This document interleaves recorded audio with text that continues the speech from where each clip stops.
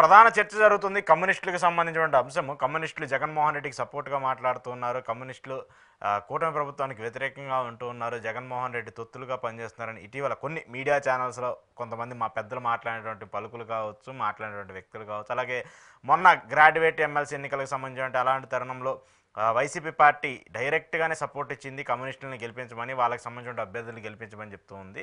So వాళ్ళు చాప కింద నీరులా పాకేసి వాళ్ళనే పార్టీనే చంపేస్తారనేటువంటి వ్యాఖ్యలు కూడా వినిపిస్తూ ఉన్నాయి. సో ఏంటి, కమ్యూనిస్టులు ఏమైనా జగన్మోహన్ రెడ్డికి ప్రేమతో ఉంటున్నారా, లేదంటే కూటమి మీద వ్యతిరేకత ఉంటున్నారా? అంటే ఇది రాధాకృష్ణ గారు, ఆర్కే గారు తన ఎడిటోరియల్లో తన పలుకుల్లో రాశాడు. చాలా అభ్యంతరకరం, అంగీకారయోగ్యం కూడా కాదు. కమ్యూనిస్ట్ పార్టీలు ఎవరు పొత్తుతో ఉండాలి, ఎవరితో ఉండాలో నిర్ణయించుకునే సంపూర్ణమైన స్వేచ్ఛ వాళ్ళకు ఉంటుంది.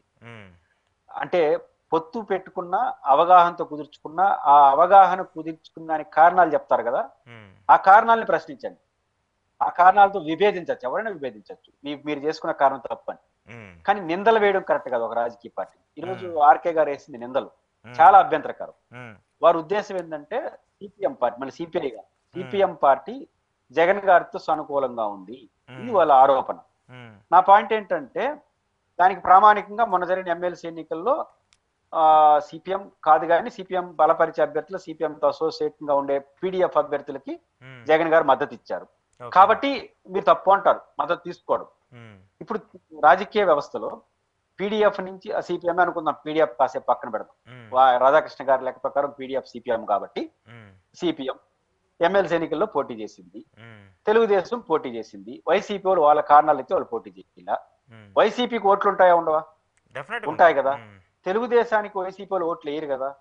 ఇప్పుడు పోటీలో ఉన్న ఒక సిపిఎం నాయకుడు ఒక రాజకీయ పార్టీకి ఓటు ఉన్నప్పుడు ఆ రాజకీయ పార్టీతో అవగాహన తెచ్చుకోనో లేకపోతే మాట్లాడుకుని నీ ఓట్లు నాకు ఏమని చెప్పడా? తప్ప అది. కాబట్టి ఇప్పుడు పోటీలో లేని ఒక పార్టీ ఓట్లు నాకు ఏంటి అని అడగడం తప్ప. పోటీలో లేదు వైసీపీ, ఆ పార్టీకి ఓట్లు ఉన్నాయి, వాళ్ళు ఎవరు తెలుగుదేశం పార్టీకి వేయరు, మాకు ఏంటి అని అడగడం, వాళ్ళు అడగలే, ఎక్కడ అడగడం కూడా తప్పు కాదంటాను. రెండు, వైసీపీ నేను నిషేధించిన పార్టీ, వైసీపీ ఓట్లు ఉన్నాయి, ఓట్లు ఏమంటారు?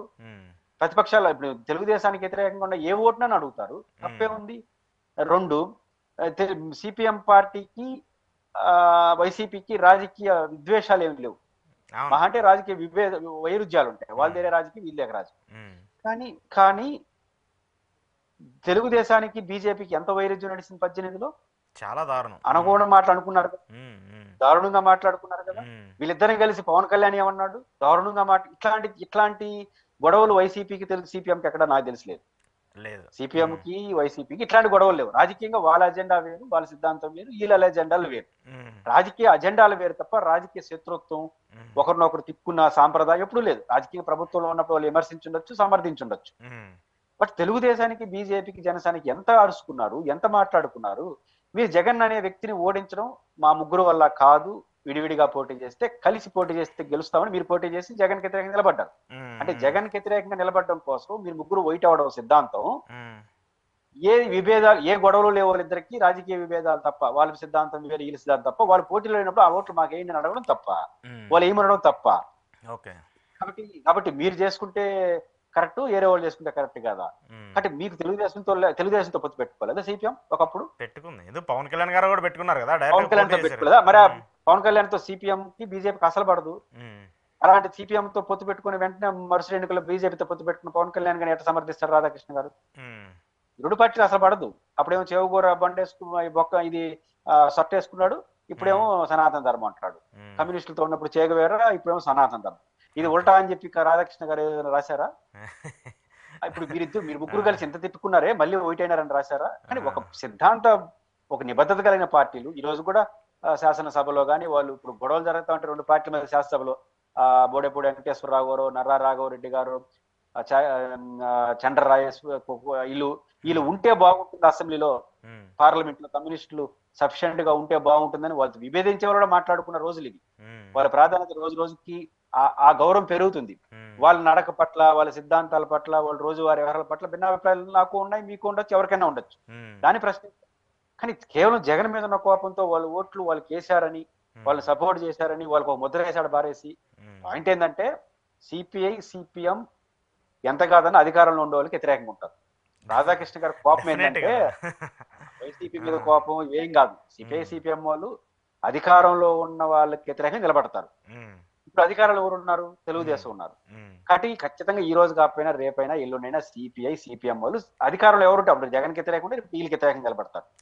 కాబట్టి వాళ్ళకి ఒక ముద్ర వేసేస్తే, జగన్ ముద్ర వేసేస్తే వైసీపీ తెలుగుదేశం కమ్యూనిస్టులకి ఒక గ్లామర్ ఉంది. వాళ్ళు మాట్లాడితే వాళ్ళ ఓట్లు లేకపోతే గ్లామర్ ఉంది, విలువ ఉంది. కాబట్టి సిపిఎం కి సిపిఐకి వాళ్ళు జగన్ మనుషులను ముద్రేసేస్తే రేపు వాళ్ళు తెలుగుదేశానికి వ్యతిరేకంగా మాట్లాడినా కూడా వాళ్ళు జగన్ మనుషులు కూడా మాట్లాడతారులే అనేది రావాలని వీళ్ళు కోరికగా ఉంది. వాళ్ళ కోరిక అది. ఫ్యూచర్ లో అది క్లియర్. సిపిఎం సిపిఐ వాళ్ళు ఎప్పుడు అధికారంలో వాళ్ళకి వ్యతిరేకంగా పనిచేస్తుంటారు. కాబట్టి వ్యతిరేకంగా పనిచేసే వాళ్ళు కమ్యూనిస్టులు అనే ముద్ర కాకుండా జగన్ మనుషులను ముద్ర వేసేస్తే ఓపెన్ అయిపోతుంది. కాబట్టి మనం తెలుగుదేశం మీద ప్రేమతో అందరూ తిట్టడమేనా? నిజాయితీ ఉంటే రాధాకృష్ణ గారికి వాళ్ళని విమర్శించండి. ఎట్ట పొత్తు పెట్టుకుంటారు? 18లో ఏం మాట్లాడుకున్నారు, 19లో ఏం తిట్టుకున్నారు, 24లో ఏంటి, రేపు ఉంటారా పోతారా, ఎన్నిసార్లు ఇడిపోయారు మాట్లాడిన వాళ్ళ గురించి. కానీ అట్లాంటి గొడవలు ఏ రోజు వైసీపీకి సిపిఎంకి లేదు, వైసీపీకి సిపిఐకి లేదు. పాలసీలుగా విభేదించుకున్నారు తప్ప ఎక్కడ గొడవలు లేవు. అలాంటి గొడవ పైపించు ఇప్పుడు కాదండి. ఒకనొక సందర్భంలో జగన్మోహన్ రెడ్డి గారు ఎండపల్లి శ్రీనివాసరెడ్డి తిరుపతి చిత్తూరు ప్రకాశం నెహ్రూ గ్రాడ్యుయేట్ గా పొడిచి డైరెక్ట్ గా సపోర్ట్ చేసినాడు. ఆయన గెలిచాడు కూడా. ఆ రోజు మాట్లాడలేదే, ఎందుకు మాట్లాడలేదు? కాబట్టి ఇవన్నీ అర్థం లేని. కాబట్టి రాధాకృష్ణ గారు కమ్యూనిస్టులకి వైసీపీ ముద్రేసి రేపు తెలుగుదేశం పార్టీకి వ్యతిరేకంగా పనిచేసేటప్పుడు వాళ్ళకున్న గౌరవాన్ని తగ్గించే ఆలోచన చేస్తున్నాడు తప్ప ఇంకోటి కాదు. ఇది ఆయన గౌరవం పెరగదు. వాళ్ళ గౌరవం పోదు కానీ వీళ్ళ గౌరవం అయితే పెరగదు. దీని కమ్యూనిస్ట్ పార్టీలు కూడా అర్థం చేసుకుని వాళ్ళ పాత్ర వాళ్ళు పోషించాలి తప్ప ఇంకో పాత్ర ఏమీ లేదు. ఖచ్చితంగా ఎప్పుడు కూడా కమ్యూనిస్ట్ పార్టీలు కాంగ్రెస్ తో పొత్తు పెట్టుకున్నప్పుడు తెలుగుదేశం పార్టీ ఏమనింది? కాంగ్రెస్ కి వ్యతిరేకంగా పుట్టిన మీరు కాంగ్రెస్ తో పొత్తు పెట్టుకుంటారని తిట్టారు. తెలుగుదేశంతో పొత్తు పెట్టుకుంటే మీరు కమ్మోళ్ళు కాబట్టి పొత్తు పెట్టుకున్నారని వాళ్ళు అన్నారు కాంగ్రెస్ వాళ్ళు. అంటే పొత్తు పెట్టుకున్నప్పుడల్లా తిట్టడం కమ్యూనిస్ట్ పార్టీ వాళ్ళకి ఒక అలవాటు అయిపోయింది. మరి కాంగ్రెస్ కి వ్యతిరేకంగా తెలుగుదేశం వాళ్ళు కాంగ్రెస్ తో సత్తా పట్టేసుకుని తిరగలేదా చంద్రబాబు నాయుడు గారు? అవునవునవును. ఎందుకు కాంగ్రెస్ పొత్తు పెట్టిన డైరెక్ట్ టీడీపీతో తెలంగాణలో మన రేవంత్ రెడ్డి కనుక జెండాలు ఎత్తుకుని తిరగలేదా? పొత్తు పెట్టుకోకుండానే, పొత్తు పెట్టుకున్నా పర్వాలా, పొత్తు పెట్టుకోకుండా జెండా ఎత్తుకుని తిరగలేదు. కాబట్టి అది చాలా పొరపాటు. కమ్యూనిస్ట్ పైన రాధాకృష్ణ గారు ఉపసంహరించుకుంటే మంచిది. ఉపసంహరించుకోవడం వాళ్ళకి పోయిందేం లేదు.